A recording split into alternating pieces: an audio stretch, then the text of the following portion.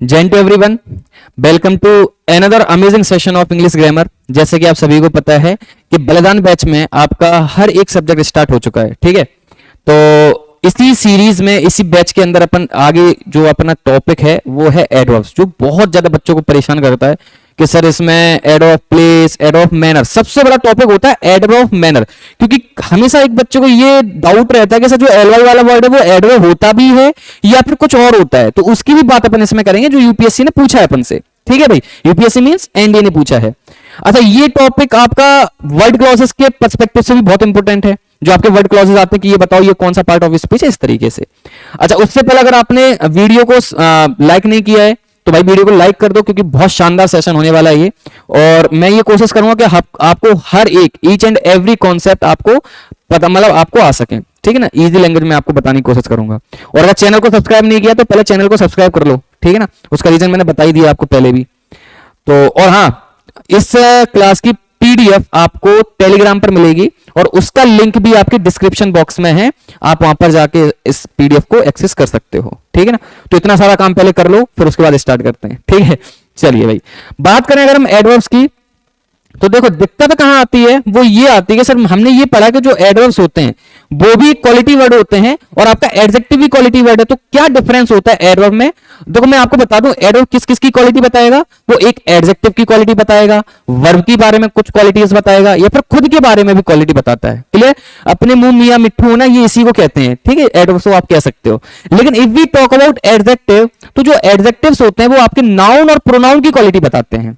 तो अगर जो वर्ड नाउन और प्रोनाउन की क्वालिटी बता रहा होगा तो वो होगा आपका एडजेक्टिव, और जो वर्ड वर्ब, एडजेक्टिव या फिर एडवर्ब की क्वालिटी बता रहा होगा, that word is known as adverb. Clear हो गया? समझ में आ गया? तो एडवर्ब और एडजेक्टिव में क्या डिफरेंस होता है? दोनों क्वालिटी वर्ड हैं, लेकिन क्वालिटी बताने का अलग अलग मेथड है इनका। क्लियर? किस किस की क्वालिटी बताएंगे उसके भी यहां पर इनको कैटेगराइज किया गया है। समझ में आया भाई? चलो अब बात करते हैं आगे। तो देखो सबसे पहले अगर मैं बात करूं तो मैंने जैसे डेफिनेशन आपको बताई, डेफिनेशन क्या थी अपनी? डेफिनेशन थी कि सर वो मॉडिफाई करता है किस किस को, एक एडजेक्टिव को, वर्ब को और एडवर्ब को वो मॉडिफाई करता है, ठीक है। अच्छा ठीक है, तो चलो बात करते हैं। जैसे कि मैंने आपको डेफिनेशन बताई है यहां पर, ठीक है। तो फिर बात करते हैं इस डेफिनेशन को यहां पर कैसे अपन समझेंगे। देखो अगर मैं बात करूं ही इज वेरी वीक, तो यहां पर देखो ही क्या एक प्रोनाउन है और वो कैसा है बच्चे? वो वीक है। तो देखो प्रोनाउन की क्वालिटी बताने वाला वर्ड क्या कहा जाता है? एडजेक्टिव कहा जाता है। तो इसका मतलब यहां पर वीक किसका काम कर रहा होगा? एक एडजेक्टिव का काम कर रहा होगा। किसका बच्चे? एक एडजेक्टिव का काम कर रहा होगा। लेकिन मैंने ये बोला है ही इज वीक नहीं बोला है, मैंने क्या बोला है? ही इज वेरी वीक, मतलब वो वीक नहीं, बहुत ज्यादा वीक है। तो इस वीक की क्वालिटी भी किसने बताई है? इस वेरी ने बताई है। तो इसका मतलब ये वेरी किसका काम कर रहा होगा? एडवर्ब का काम कर रहा होगा। मतलब वीक एक एडजेक्टिव है, उसकी क्वालिटी किसने बताई है? वेरी ने। और जब कभी एडजेक्टिव की क्वालिटी कोई बताता है तो उसको क्या बोला जाता है? एडवर्ब बोला जाता है। क्लियर है? आई होप आपको ये कौन सा समझ में आया होगा। अब बात करते हैं वो नीचे, तो ही इज वॉकिंग स्लोली, तो यहां पर ये वॉकिंग है। अब ये वॉकिंग क्या है? एक वर्ब है, और वर्ब की क्वालिटी बताने वाला वर्ड क्या होता है? एडवर्ब होता है। तो देखो वो वॉक तो कर रहा है, ठीक है, लेकिन कैसे वॉक कर रहा है? सर स्लोली वॉक कर रहा है, वॉक कर रहा है लेकिन स्लोली कर रहा है। तो यहां पर वॉक क्या हो गया? वर्ब, और उसकी क्वालिटी बताने वाला वर्ड क्या हो जाएगा? एडवर्ब। अच्छा, कॉन्सेप्ट ये भी अच्छा है कि सर एडवर्ब भी अपनी क्वालिटी बताता है, बिल्कुल बताता है। देखो वॉकिंग क्या हो गया? सर वर्ब हो गया। स्लोली क्या हो गया? सर एडवर्ब होगा, क्योंकि वो वॉक कर रहा होगा लेकिन स्लो वॉक कर रहा होगा। मैंने कहा नहीं नहीं नहीं, वो बहुत स्लो वॉक कर रहा है। इस स्लोली वर्ड की भी क्वालिटी किसने बताई है? इस वेरी ने। तो इस वेरी को भी हम क्या बोलेंगे? एडवर्ब बोलेंगे। क्लियर है? तो आपको मैं एक छोटा सा कॉन्सेप्ट ये बता देता हूं, आप ध्यान में रख लेना कि अगर वर्ड क्लॉजेस आपके में आते हैं और आपका वेरी पे उसने अंडरलाइन किया और आपसे पूछा होगा कि क्या है इसमें से, तो वेरी को आप लगा सकते हो, मतलब दिमाग में बिठा लेना कि उसको आप एडवर्ब लगा रहे हो, ठीक है ना। एडवर्ब लगा देना, आपका करेक्ट माना जाएगा। समझ में आ गया? चलो अब मैं बात करता हूं अगला कॉन्सेप्ट जो इसी से रिलेटेड है लेकिन इंपोर्टेंट है, इससे ज्यादा इंपोर्टेंट है। देखो जैसे मैंने यहां पर लिखा है ही वर्क्स हार्ड, मुझे बताओ वर्क किसका काम कर रहा होगा? ये अभी विजुअल नहीं होगा आपका। हाँ, वर्क यहां पर किसका काम? वर्क क्या है आपका? वर्ब है। सर वर्क मतलब काम करना, वो क्या हो गया अपना? वर्क हो गया, वो वर्ब हो गया। वर्ब की भी क्वालिटी बताइए, वो कैसा काम कर रहा है? सर वो हार्ड वर्क कर रहा है। तो हार्ड क्या होगा? एक एडवर्ब होगा। क्लियर है? अब नीचे देखो he has a hard box, मुझे एक बात बताओ, एक ए आया है तो इसका मतलब यहां पर कहीं ना कहीं नाउन होगा। तो बॉक्स किसका काम कर रहा है? नाउन का। तो मैंने बोला था कि नाउन की क्वालिटी बताने वाला वर्ड एडजेक्टिव कहा जाता है। तो वो जो बॉक्स है वो कैसा है, हार्ड बॉक्स है। बॉक्स जो है वो कैसा है, हार्ड बॉक्स है। इट मींस यहां पर ये क्या काम कर रहा है, एडजेक्टिव का। तो देखो अगर आप ध्यान से देखोगे तो हार्ड का एडजेक्टिव भी आपका हार्ड बनता है और एडवर्ब भी हार्ड बनता है। तो ध्यान में रख लेना कि अगर किसी सेंटेंस में हार्ड वर्ड आया है तो वो चाहे वो एडजेक्टिव हो चाहे वो एडवर्ब हो, तो हार्ड का हार्ड ही रहता है, वो चेंज नहीं होता है, ठीक है। ऐसा ही आपका क्या है, एक फास्ट वाला वर्ड है। क्लियर? तो इसमें मैं कॉन्सेप्ट लिख ही देता हूं अच्छे से कि हार्ड और आपका फास्ट, ये दो ऐसे वर्ड हैं जिनका एडजेक्टिव और एडवर्ब दोनों सेम होते हैं। क्लियर है? एडजेक्टिव और एडवर्ब दोनों सेम होते हैं। अभी आपके अंदर जो वो मतलब जो क्वेश्चनिंग आ रही होगी, सर मैंने हार्डली वर्ड भी सुना है, मैंने फास्टली वर्ड भी सुना है, वो मैं अभी आपको वो बता देता हूं। पहले मैं आपको इसको समझा दूं अच्छे से। देखो यहां पर अगर चेक करोगे अच्छे से तो ही advised me to run fast, मतलब रन क्या हो गया सर, वर्ब हो गया। वर्ब कैसा, मतलब कैसा दौड़ रहा है, वो फास्ट दौड़ रहा है। इसका मतलब वर्ब वो आपका जो फास्ट होगा that is your adverb. Clear है? नीचे देखेंगे तो ही इज अ आर्टिकल आया तो इसका मतलब ये नाउन होगा, और जब ये नाउन है तो रनर कैसा है वो, सर वो फास्ट रनर है, इसका मतलब ये एक एडजेक्टिव होगा। तो ध्यान में ये रखना है कि आपका हार्ड और फास्ट ये दोनों के दोनों इनका एडजेक्टिव फॉर्म और इनका एडवर्ब वाला फॉर्म बिल्कुल सेम होता है। क्लियर? अब आपके अंदर जो क्वेश्चनिंग आ रही है कि सर हार्डली और उसका वो हार्डली और आपका क्या नाम है फास्टली वर्ड का मतलब क्या होता है। देखो मैं आपको बता दूं, हार्डली का मतलब होता है मुश्किल से, ये कोई एक एडवर्ब नहीं है। आप कह सकते हो कि एक कंजक्शन है, क्योंकि अपन ने कंजक्शन में भी पढ़ा है इसको, ठीक है। और अगर बात रही फास्टली की, इस फास्टली का मतलब होता है बच्चे रिसेंटली, मतलब अभी अभी। तो ध्यान में रखना, फास्ट का मतलब होता है बच्चे तेजी से, लेकिन फास्टली का मतलब होता है अभी अभी। तो फास्ट का कभी भी एडवर्ब फास्टली नहीं होता है, फास्टली एक अलग वर्ड होता है जिसका मतलब होता है रिसेंटली। तो ध्यान में रख लेना इस चीज को। ऐसे हार्ड का जो मतलब होता है वो होता है ठोस, ठीक है ना, वो हार्ड का मतलब ठोस हो गया, लेकिन हार्डली का मतलब होता है मुश्किल से। इसका मतलब हार्ड का भी एडवर्ब हार्डली नहीं होता है। तो ध्यान में रख लेना इसको, और यहां से यूपीएससी ने क्वेश्चन पूछे हैं, बहुत इंपॉर्टेंट कॉन्सेप्ट है ये। क्लियर है भाई? चलो आगे बात करते हैं। अब आगे क्या है, टाइप्स। अगर मैं बात करूं कि टाइप्स ऑफ एडवर्ब की, तो सभी बच्चों को पता होता है, बचपन से सिखा देते हैं ना अपन को, तो कि टाइप्स ऑफ एडवर्ब आगे 5 तरीके के होते हैं। एक होता है adverb place, adverb time, frequency, degree और मैनर, ठीक है, ये वाले होते हैं। अब इनको समझने में बड़ी दिक्कत आती थी, तो मैं आपको ऐसा समझा देता हूं कि आपको कभी दिक्कत नहीं आएगी। देखो यहां पर टाइम का मतलब समय हो गया, प्लेस का मतलब जगह हो गया, फ्रीक्वेंसी का मतलब कितनी बार हुआ है, और डिग्री का मतलब कितना हुआ है। इसका मतलब ये समझ लो पहले तो, जैसे मान के चलो मैंने कोई एक एक्शन किया है, मैंने कोई एक एक्शन किया और मैंने उस एक्शन को कब किया, अगर कब किया वाला सेंस वो आ गया ना, मतलब सेंस, तो वो हो जाता है एडवर्ब ऑफ टाइम। और कहां किया वो हो जाता है आपका एडवर्ब ऑफ प्लेस। और कितनी बार किया वो हो जाता है adverb of frequency. Clear? Adverb of frequency. और कितना किया that is your adverb of degree. Clear है?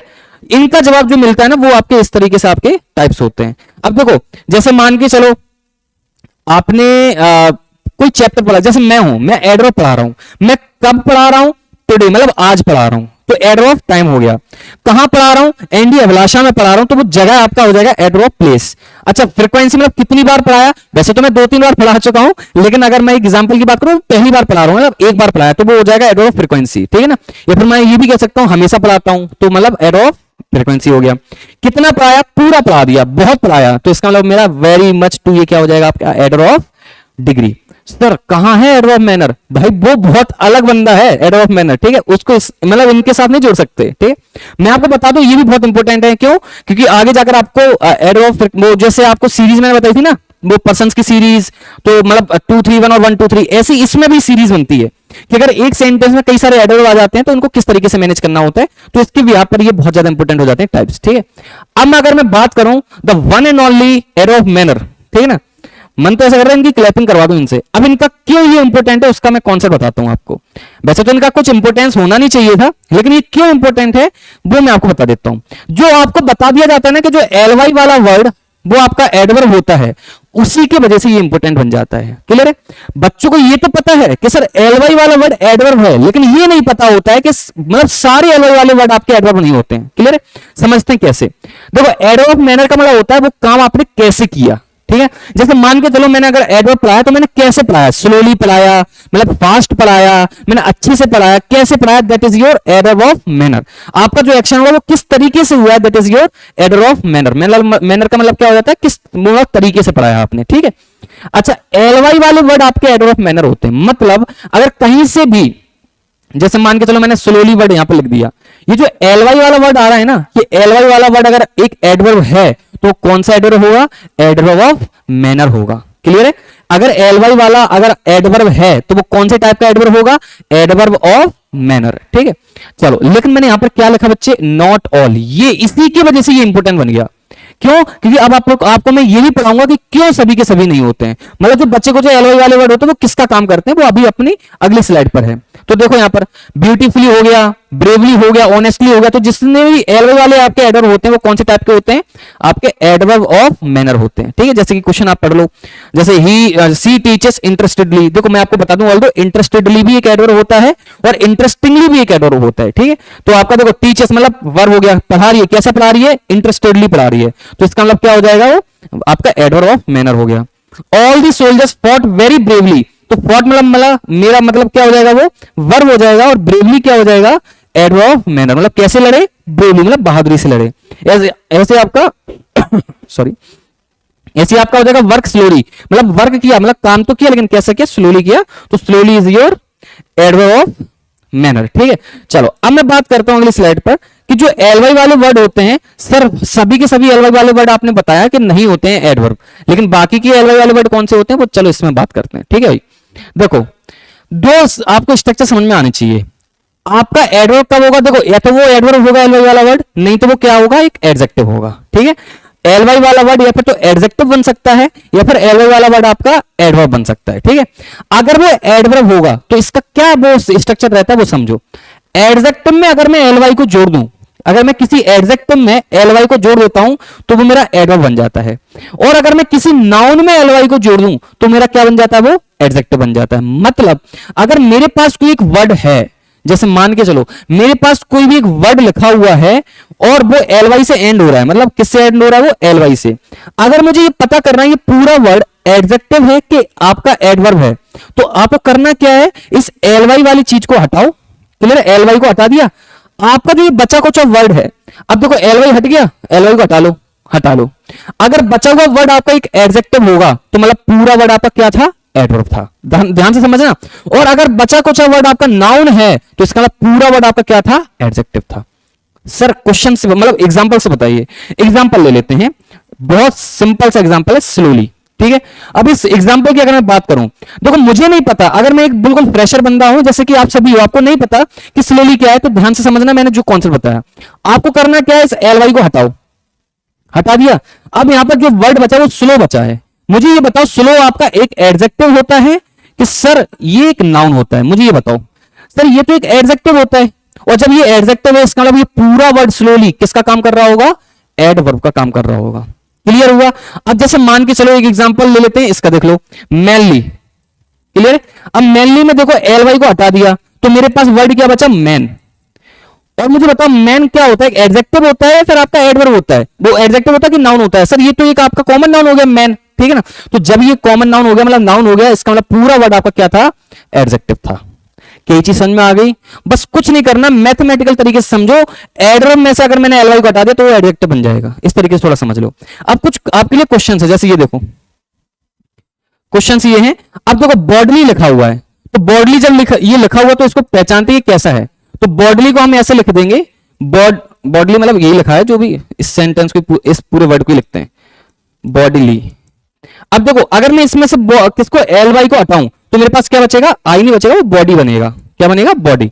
तो जब ये बॉडी, मुझे ये बताओ बॉडी आपका एक एडजेक्टिव होता है कि वो एक नाउन होता है। सर ये तो एक नाउन है, और जब ये बच्चे नाउन है तो इसका मतलब पूरा वर्ड मेरा क्या होगा, एडजेक्टिव होगा। क्लियर हो गया। अब जैसे ब्रेवली है, ब्रेवली में से मैंने एलवाई को हटा दिया, मेरे पास क्या बचा, ब्रेव बचा। और ब्रेव मुझे भाई मुझे क्या, सभी बच्चों को पता होता है ब्रेव एक एडजेक्टिव होता है। क्लियर, जैसे आप यूज भी करते हो ना, ही इज वेरी ब्रेव पर्सन, तो पर्सन कैसा है, ब्रेव है, और ब्रेव किसका काम कर रहा है, एक एडजेक्टिव का। तो जो भी ब्रेव वाला वर्ड है वो एक एडजेक्टिव है, तो अगर मैं इसमें एलवाई को लगा दूंगा तो बन जाएगा पूरा एडवर्ब। तो ये पूरा मेरा क्या था, एडवर्ब था। तो ये कुछ क्वेश्चन हैं, आप अच्छे से ध्यान में रख लेना इसको। क्लियर है, समझ में आ गया भाई? कोई दिक्कत परेशानी? मतलब अब आपके दिमाग में ये बैठ जाना चाहिए कि सर जो एल वाई वाला वर्ड होता है वो आपका एक एडवर्ब भी बन सकता है और वो एक एडजेक्टिव भी बन सकता है। अगर वो एक एडवर्ब होगा तो एडवर्ब कब फॉर्म होगा? जब मैं अगर उसमें से एल वाई को हटा दूंगा तो बचा कुचा वर्ड क्या मिलना चाहिए? एडजेक्टिव मिलना चाहिए। लेकिन अगर वो एक आपका एडजेक्टिव है तो इसका मतलब बचा कुचा वर्ड मेरे को क्या मिलना चाहिए? नाउन मिलना चाहिए। क्लियर? तो ये था आपका पूरी स्लाइड का। ये कुछ क्वेश्चन है, आप इसमें देख सकते हो। ठीक है, चलो अगर कोई क्वेश्चन, अगर जैसे कुछ भी है आपको डाउट आता है तो आप कमेंट बॉक्स कर सकते, कमेंट में बता सकते हो। ठीक है भाई, चलो अब क्वेश्चन नंबर आपका ये अगला कॉन्सेप्ट देखो भाई। All of them work very carefully right from the beginning till they finish. मतलब आपके सभी के सभी क्या कर रहे हैं? वर्क करना, काम कर रहे हैं केयरफुली होकर, बहुत केयरफुली होकर काम कर रहे हैं शुरू से लेकर एंड तक। तो देखो वर्क मेरा एक वर्ब हो गया और वर्ब हो गया। कैसे काम कर रहे हैं सर? केयरफुली तरीके से काम कर रहे हैं, एडवर्ब हो गया। नहीं नहीं नहीं नहीं, केयरफुली तरीके से नहीं, बहुत केयरफुली तरीके से कर रहे हैं, तो ये भी क्या हो गया? मेरा एडवर्ब हो गया। आपका क्या है? ये बिल्कुल सही है। वैसे मैं आपको बता दूं इसमें एरर क्या था, पहले इसमें केयरफुल लिखा हुआ था, एल वाई था नहीं, केयरफुल अकेला लिखा हुआ था। तो मैं आपको बता दूं इसको एल वाई करना पड़ता है अपन को। क्यों? वर्ब की क्वालिटी बताने वाला वर्ड एडजेक्टिव नहीं होता है, एडवर्ब होता है। ठीक है, ये वाला क्वेश्चन करो। Although he is usually rude, मतलब यूजुअली वो रूड रहता है विथ एवरीवन, हर एक के साथ। ही बिहेव्ड नाइस विथ, यहां पर कॉमा लगा दो, he behaved nice with all of us today, मतलब आज के दिन उसने बहुत नाइस बिहेव किया अपने साथ। अब देखो मुझे एक बात बताओ, बिहेव मेरा क्या है? एक वर्ब है, और अगर ये बच्चे एक वर्ब है तो इसकी क्वालिटी बताने वाला वर्ड क्या होगा सर? एडवर्ब होना चाहिए। लेकिन नाइस तो मेरा एक एडजेक्टिव है, तो इसका मतलब आपको यहां पर नाइस की जगह पर क्या करना पड़ेगा? नाइसली करना पड़ेगा। क्लियर हुआ? समझ में आ गया? तो स्पॉटिंग बहुत इजी होती है, बशर्ते आपके पास क्या होना चाहिए? कंडीशन ये है कि आपको हर एक रूल अच्छे से पता होनी चाहिए। ठीक है, चलो भाई, चलो अब देखो आगे। अब कुछ बढ़िया कॉन्सेप्ट यहां से क्वेश्चन देखने को मिलेगा आपको, मुझे लग रहा है यहां से क्वेश्चन देखने को आपको मिल सकता है। देखो समझो, अब मैंने आपको ये बताया था कि जो आपके some more adjective which end with L Y, मैंने आपको बताया था एल वाई वाला वर्ड या फिर तो एडवर्ब होगा या फिर एडजेक्टिव होगा। अब कुछ उसमें से कुछ एडजेक्टिव ऐसे हैं जो एल वाई से एंड होते हैं। ठीक है, लेकिन ये क्यों इंपॉर्टेंट है उसका मैं रीजन बता देता हूं, क्योंकि इसका एडवर्ब जो बनता है वो अलग तरीके से बनता है। देखो इनका जो नाउन होता है वो होता है माइजर, निगार्ड, कावर्ड, स्कॉलर, फ्रेंड और काइंड, ये सब नाउन होते हैं। ठीक है, इनका जो एडजेक्टिव बनता है, माइजर का माइजरली बनता है, निगार्ड का निगार्डली बनता है, कवर्ड का कवर्डली बनता है, स्कॉलर का स्कॉलरली बनता है, फ्रेंड का फ्रेंडली बनता है और काइंड का काइंडली बनता है। लेकिन अगर मैं बात करूं एडवर्ब की, तो इनका एक तरीका होता है करने का। जैसे यहां पर देखो माइजरली को आप क्या लिखेंगे एडवर्ब में? इन अ माइजरली मैनर। निगार्डली को क्या लिखोगे? इन अ निगार्डली मैनर। तो ध्यान में रखना कि कुछ एडजेक्टिव ऐसे हैं जो एल वाई से एंड होते हैं, लेकिन जब इनका एडवर्ब बनाया जाता है तो कुछ मैनर वाला वर्ड यूज किया जाता है। क्लियर है? तो आपका माइजरली का क्या बनेगा? इन अ माइजरली मैनर। आपका स्कॉलरली का क्या बनेगा? इन अ स्कॉलरली मैनर। काइंडली का क्या बनेगा? इन अ काइंडली मैनर। मतलब बहुत अच्छे तरीके से ऐसा। ठीक है, अब सर इसमें समझ में मुझे कुछ नहीं आया, मुझे तो क्वेश्चंस बताइए, क्वेश्चंस कैसे आ सकते हैं? क्वेश्चंस आपके ऐसे आ सकते हैं, देखो भाई क्वेश्चन अगर आप समझो ये वाला देखो, I have never met such a scholarly man in my life. मैंने मतलब आज तक मैं इतना स्कॉलर पर्सन से नहीं मिला, ऐसा बात कर रहा है। तो मुझे एक बात बताओ, स्कॉलरली का मतलब क्या होता है? मतलब बहुत होशियार। और स्कॉलरली कौन सा पार्ट ऑफ स्पीच? अभी जस्ट देख कर आ रहे हैं। तो सर स्कॉलरली का मतलब होता है बच्चे, वो होता है आपका एडजेक्टिव। तो जब ये एडजेक्टिव है, मैन कैसा है सर? स्कॉलरली मैन है, इसका मतलब ये मैन का नाउन की क्वालिटी बताने वाला वर्ड यहां पर एडजेक्टिव करेक्ट होगा। बच्चा क्या कर देता है? यहां से एल वाई को हटा देता है, स्कॉलर लगा देता है। स्कॉलर का मतलब होता है बच्चे नाउन। स्कॉलर क्या होता है? एक नाउन होता है, उसका एडजेक्टिव क्या बनता है? स्कॉलरली बनता है। उसका एडवर्ब क्या बनेगा? इन अ स्कॉलरली मैनर। तो इसका मतलब ये सेंटेंस आपका कैसा था? बिल्कुल करेक्ट था। समझ में आया? नीचे वाला क्वेश्चन अगर मैं कहूं कौन सा, ये वाला देखो, ही इज माइजर। वो क्या है? माइजर। माइजर का मतलब क्या होता है? माइजर, निगार्ड, इनका मतलब होता है कंजूस। ठीक है ना? क्या होता है? कंजूस। अब माइजर लिखा है, माइजर कौन सा पार्ट ऑफ स्पीच है? तो माइजर मतलब होता है बच्चे, कंजूस मतलब एक नाउन है ये, और बच्चे कह रहे ये नाउन है तो उसके आगे आर्टिकल आना चाहिए, तो इसका मतलब यहां पर क्या आ जाएगा? He is a माइजर। ठीक है ना? ही इज अ माइजर लिख लो, नहीं तो आप वैसे लिख सकते हो कि ही इज माइजरली। ठीक है ना? इस तरीके से भी आप लिख सकते हो, क्योंकि एडजेक्टिव बना दो इसको। अब जैसे यहां पर लिखा है ही बिहेव्ड ऑनेस्टली, क्या ये करेक्ट होगा? ही बिहेव्ड ऑनेस्टली। सर बिल्कुल सही होगा। बिहेव्ड का मतलब क्या होता है, वर्ब, और उसकी क्वालिटी बताने वाला एडवर्ब, क्योंकि ऑनेस्टली एक एडवर्ब होता है। अब बच्चा इतना ही जानता है तो इसके वजह से यहां पर गलतियां कर देता है वो। ही बिहेव्ड माइजरली, सर एलओ वाला एडवर्ब मैनर, एलओ वाला एडवर्ब मैनर होना चाहिए। भाई होता है एलओ वाला में एडवर्ब मैनर, लेकिन वो वाले हैं एडजेक्टिव जो एलवाई से एंड होते हैं, ठीक है। तो इसका मतलब मुझे माइजरली नहीं लिखना होगा, क्या लिखना होगा, इन अ माइजरली मैनर। क्लियर हुआ, समझ में आया। और ऐसा ही क्वेश्चन पूछा गया था आपके एनडीए में, ठीक है ना। आई डोंट रिमेंबर कि एनडीए था कि सीडीएस में था, मतलब आपको सेंटेंस इंप्रूवमेंट में दिया था उन्होंने, ठीक है। अगला देखो, he told me never to fight cowardly, गलत। फाइट मतलब वर्ब, आगे एडवर्ब आना चाहिए, in a cowardly manner, in a cowardly manner. I hope आपको समझ में आते जा रहा होगा। अब मैं बात करता हूं ये वाला question, aster smells sweetly, aster smells sweetly मतलब उसकी जो स्मेल है वो बहुत स्वीट है, मतलब अच्छी स्मेल है। क्लियर है। अच्छा सर आपको तो पहले ही बता, वो आपने तो पहले बता दिया था, जो आपका स्मेल होता है वो क्या होता है, आपका वर्ब ऑफ सेंसेशन होती है। और वर्ब ऑफ सेंसेशन के बाद एडवर्ब नहीं आता है, क्या आता है, एडजेक्टिव आता है। और जब ये एडजेक्टिव आता है तो स्वीटली नहीं आएगा, स्वीट आएगा, ठीक है। जैसे यहां पर लिखो, यहां पर देखो, टुडे ही फील्स हैप्पी, नहीं happy happy happy happy happy happy happy, ये भी खाए हो जाए हैप्पी हैप्पी हैप्पी हैप्पी, ठीक है। आगे देखो, he looks, again verb of sensation, honestly नहीं, ऑनेस्ट। समझ में आ गया, कोई दिक्कत परेशानी तो आपको मैं उसका स्क्रीनशॉट दिलवा देता हूं पहले, ठीक है ना। इस चीज का आप अच्छे से स्क्रीनशॉट ले लो भाई, कि आपका यही वाले आपके लिए यही इंपॉर्टेंट है। और मैं आपको बताऊं, इवन सीडीएस वाला भी देखेगा ना, सीडीएस वाला बंदा जो सीडीएस की तैयारी कर रहा होगा, उनके लिए भी इतना ही काफी इंपॉर्टेंट है, ठीक है। तो ये वाला नाउन ये बनता है इनका, एडजेक्टिव ये होता है और एडवर्ब ये होता है, ठीक है भाई।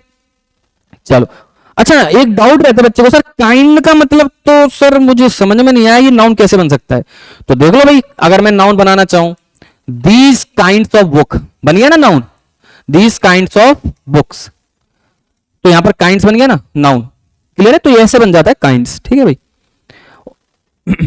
चलो भाई आगे देखो, वर्ब ऑफ सेंसेशन ये आपका एडजेक्टिव का टॉपिक था जो मैंने आपको यहां पर क्वेश्चंस दे दिए इसके। आगे देखो भाई, कॉन्सेप्ट, कॉन्सेप्ट है she is much more beautiful than आई।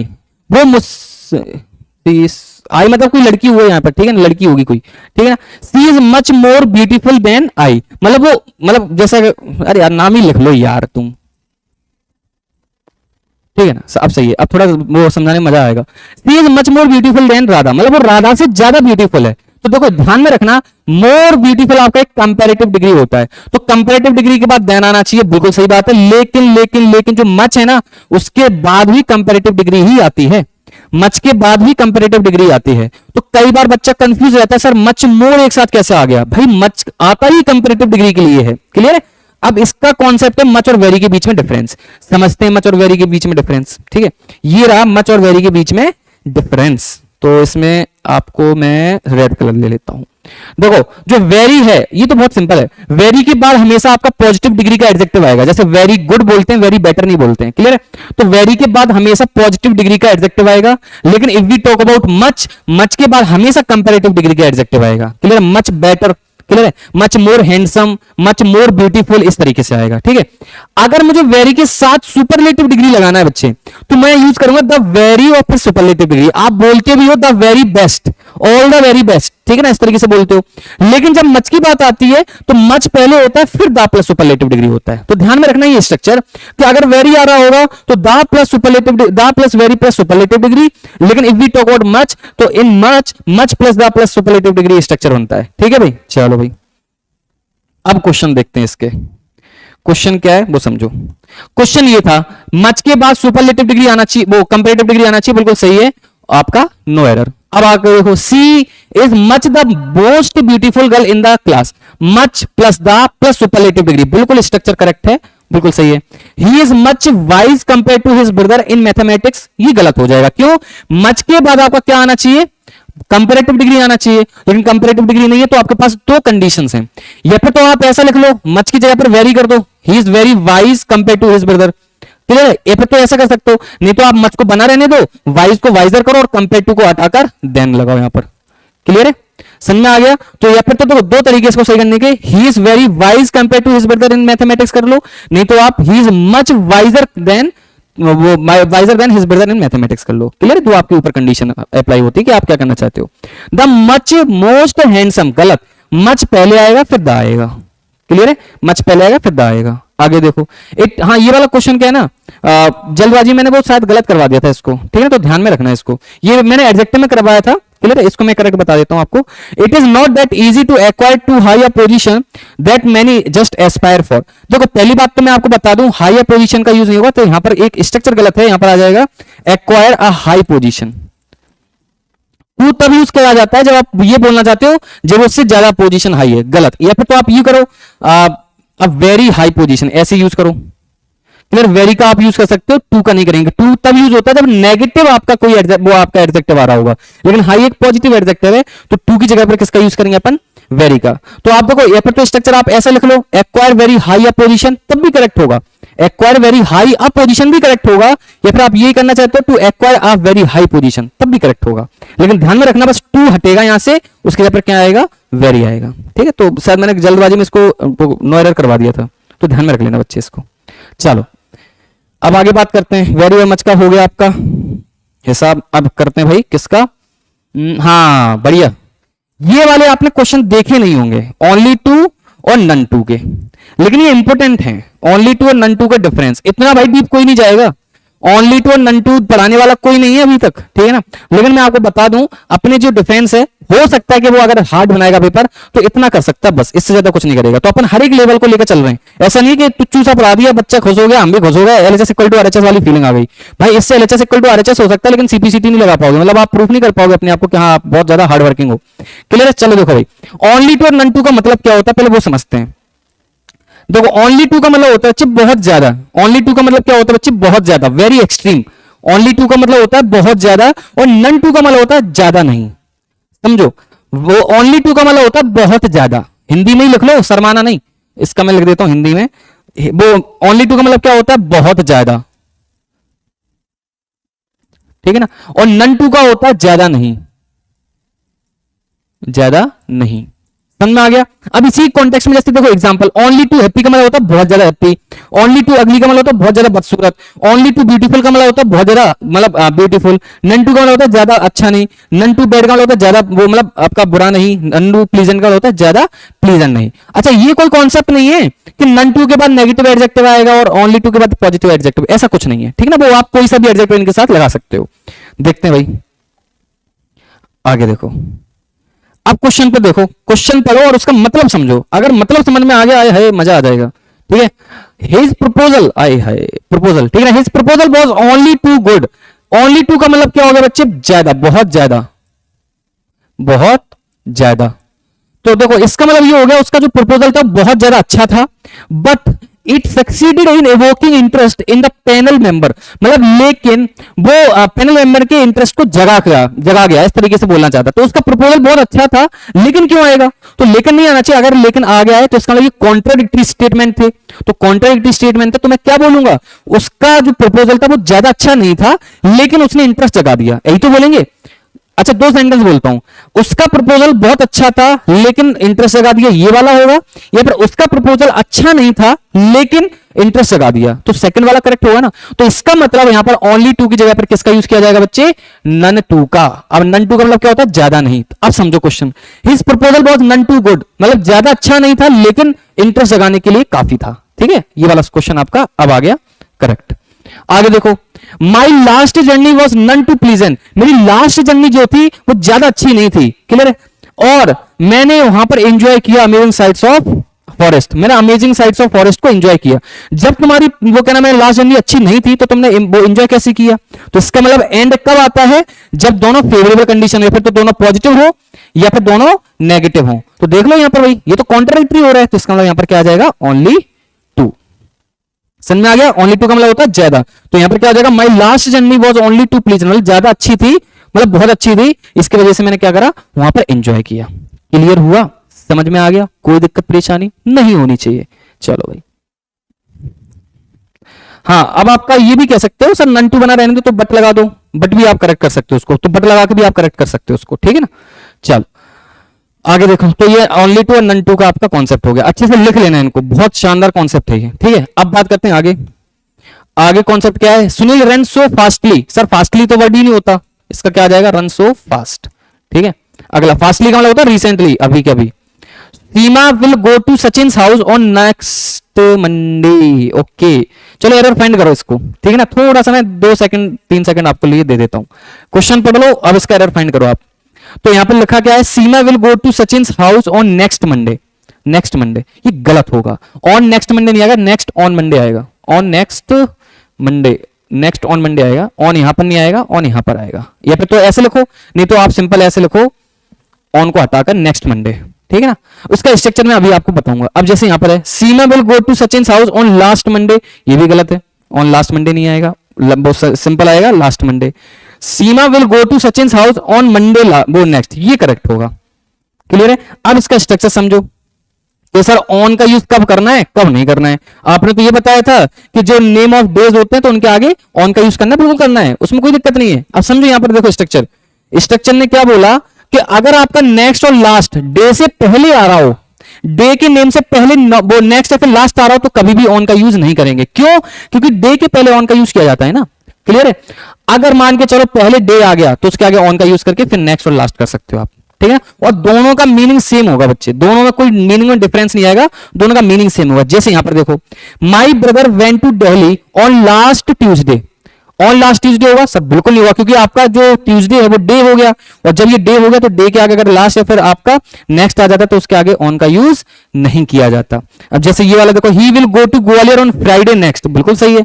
क्यों? नेम क्या, वो डेज के नेम के आगे ऑन का यूज कर दिया। तो ये स्ट्रक्चर थोड़ा ध्यान में रखना, स्क्रीनशॉट बढ़िया तरीके से ले लो इसको, ठीक है भाई। चलो आगे, ही denied that he had not called her, उसने मना कर दिया कि उसने उसको नहीं बुलाया था। तो ध्यान में रखना बच्चे, डिनाइड ये वो वाला वर्ड है जो खुद में नेगेटिव होता है, अनलेस अनटिल डिनाइड, ठीक है ना, ये खुद में एक नेगेटिव वर्ड होता है, तो इसके साथ कभी भी नॉट का यूज नहीं किया जाता। डिनाइड खुद में एक नेगेटिव वर्ड है तो उनके साथ कभी भी नॉट का यूज नहीं किया जाता, इट मेक्स इट सुपरफ्लुअस। जैसे यहां पर देखो, प्रोहिबिट के साथ भी कभी भी नॉट का यूज नहीं करेंगे, क्लियर। अनलेस के साथ भी कभी भी नॉट का यूज नहीं करेंगे, तो आपका यहां पर सिंपल आएगा, यू स्टडी डिलीजेंटली। अगला, अंटिल के साथ भी वो नॉट का यूज नहीं किया जाता है, सी एक्सेप्ट आ जाएगा यहां पर। और बोथ के साथ भी, बोथ हमेशा पॉजिटिव सेंटेंस के साथ यूज किया जाता है, क्लियर है, तो इसके साथ भी नॉट का यूज नहीं किया जाएगा, ठीक है भाई।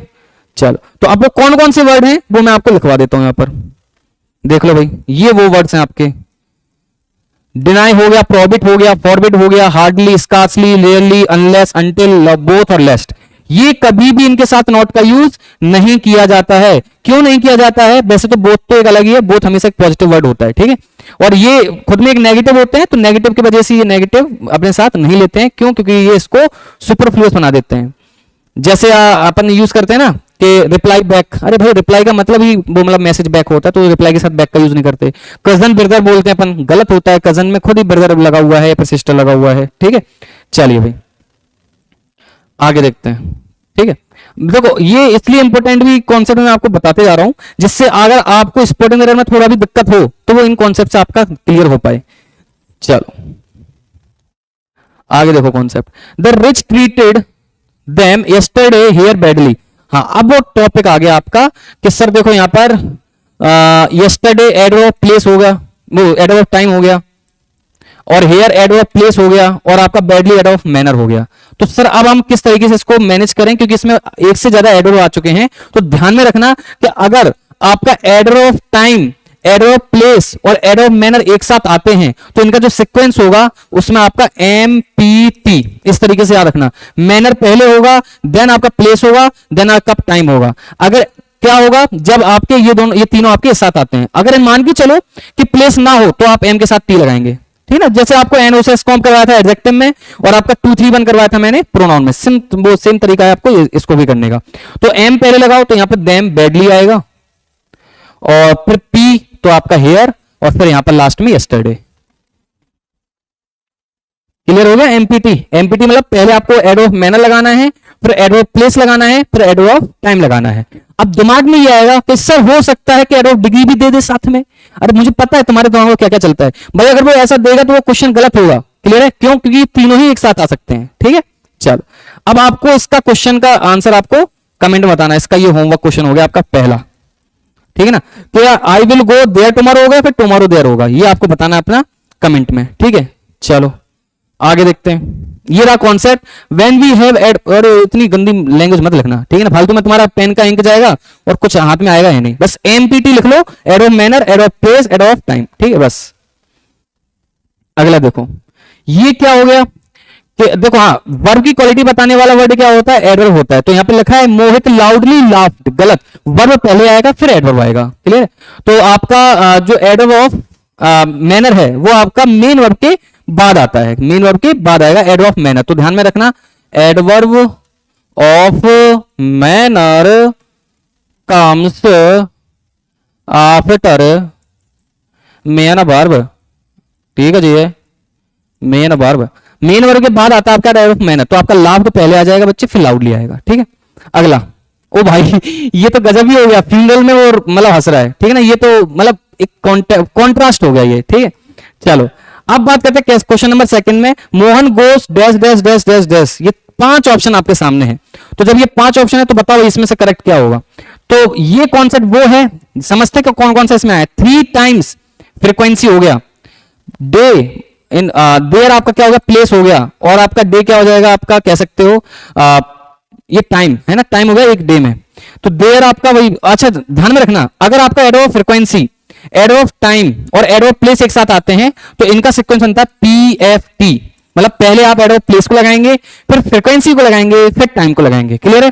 तो अगर वो मैनर आपका प्लेस और टाइम आता है तो एमपीटी लगता है, लेकिन आपका मैनर की जगह अगर वो आपका फ्रीक्वेंसी आ जाए तो आपका पीएफटी लगता है। तो प्लेस पहले आएगा फिर आएगा फ्रीक्वेंसी, ये नहीं हो सकता, ये नहीं हो सकता।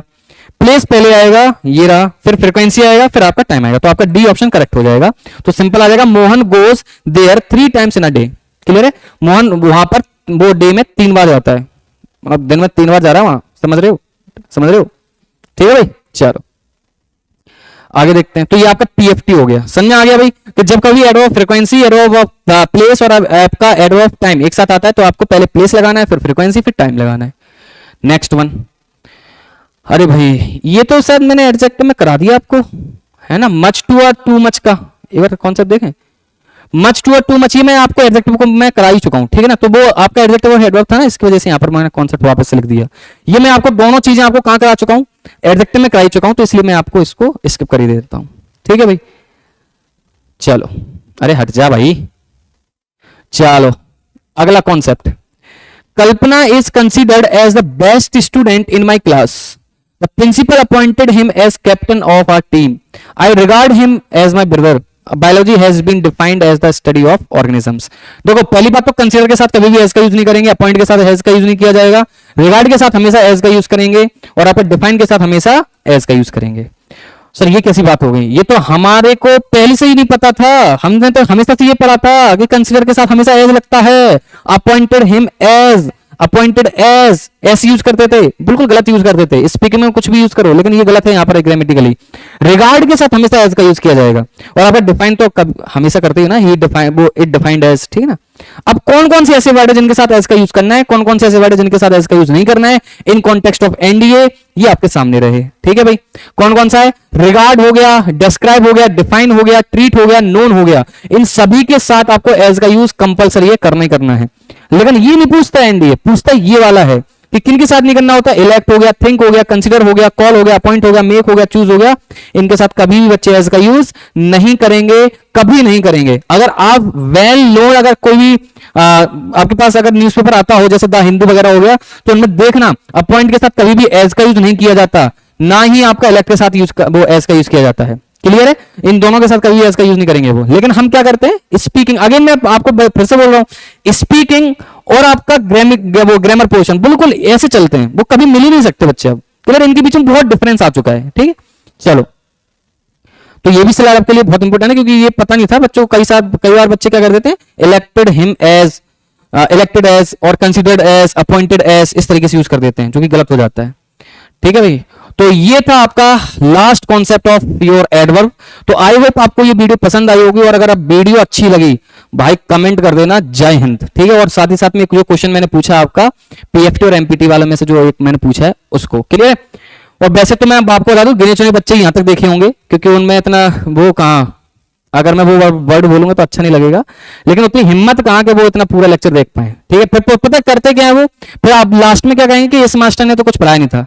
वो पढ़ेंगे खुद नहीं, लेक्चर पूरा नहीं देखेंगे, फिर आप वो क्या नाम जज करना स्टार्ट कर देते हैं वो, ठीक है। तो अगर आपने कोई भी देखो, ऐसा नहीं कि एनडीए क्लासेस ही पढ़ रहे हो, आप कहीं से भी पढ़ रहे हो, पूरा लेक्चर पढ़ो, तभी जाकर आपको सारे कॉन्सेप्ट पता चलेंगे। अगर आप ये सोचो कि मैं 2-3 मिनट का देख लेता हूं फिर मैं चला जाता हूं, बच्चे कोई कॉन्सेप्ट आपके हाथ में नहीं आएगा। समझ में आ गया? तो अभी जैसे मैं आपको बता दूं, वैसे जितने बच्चे लास्ट में जुड़े हैं तो वो कमेंट में जय हिंद जरूर बोलना, ठीक है। चलिए, और वो टेलीग्राम लिंक को क्या नाम है, वहां पर जाकर आप चैनल पर जाकर आप ज्वाइन हो जाना टेलीग्राम चैनल पर, ठीक है। वहां पर जाकर आपको ये पीडीएफ एक्सेस कर लेना वहां से, ठीक है भाई। इसके बाद साथ प्रैक्टिस भी है, तो वो आप देख लेना, अगर जो भी क्वेश्चन नहीं आता है, ठीक है, तो वो बता देना आप, ठीक है ना। वैसे तो बहुत इजी वाले क्वेश्चन ही हैं, ठीक है। जो एनडीए ने पूछे वो भी इसमें ही आपको वो इंक्लूड कर दिए, ठीक है भाई। चलिए मिलते हैं नेक्स्ट सेशन में। अगला आपका टॉपिक होने वाला है प्रेपोजिशंस, ठीक है। तो बता दिया मैंने, प्रेपोजिशंस आपका अगला वाला टॉपिक है, तो बढ़िया तरीके से करेंगे। वैसे तो आज प्रेपोजिशंस ही लेना था, लेकिन कुछ कारणवश वो पीपीटी कंप्लीट नहीं हो पाई, इस वजह से एडवर्ब को मैं लेके आया हूं, ठीक है भाई। चलिए मिलते हैं अगले सेशन में। Till then Jai Hind to everyone and work hard, and भाई बस मेहनत करो, लास्ट मंथ बचा रगड़ दो अपने आप को अच्छी तरीके से, ठीक है। चलिए मिलते हैं नेक्स्ट सेशन में।